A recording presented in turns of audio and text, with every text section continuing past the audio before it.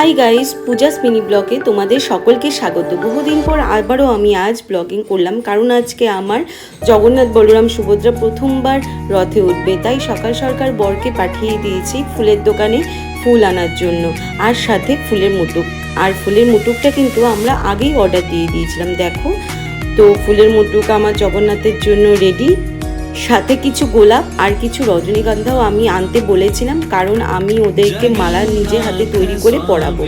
সকাল সকাল পাঠিয়েছিলাম, কিন্তু আসতে অনেকটা লেট হয়েছিল, কারণ রাস্তার মধ্যে কিন্তু প্রচণ্ড বৃষ্টি ছিল।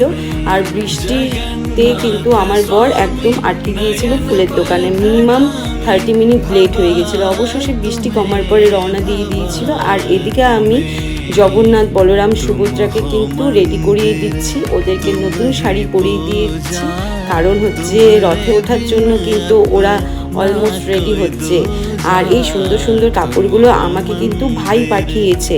আমার ভাই সুন্দর সুন্দর কাপড় তৈরি করে জগন্নাথ সুভদ্রা বলরামের জন্য কিন্তু পাঠিয়ে দিয়েছে।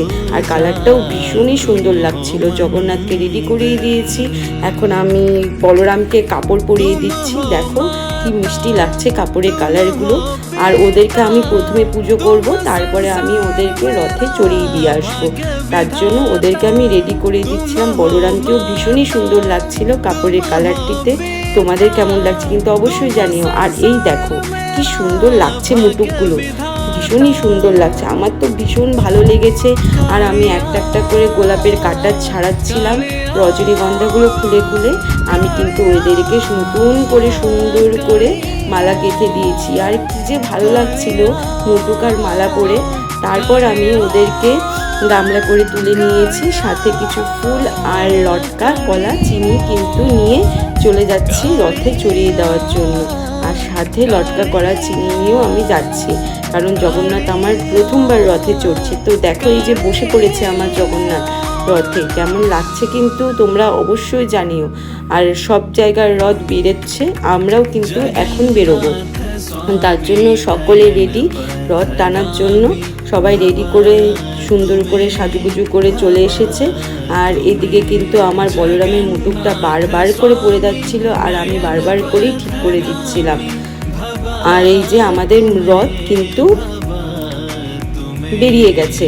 তো দেখো রাস্তার মধ্যে প্রচুর ভিড় হয়েছিল, খুব একটা বেশি গরমও ছিল না। আমরা সবাই মিলে কিন্তু রথ টানছিলাম, জয় জগন্নাথ ধ্বনি দিতে দিতে দিতে দিতে আমরা খুব আনন্দ সহকারে কিন্তু রথ টেনে নিয়ে যাচ্ছি।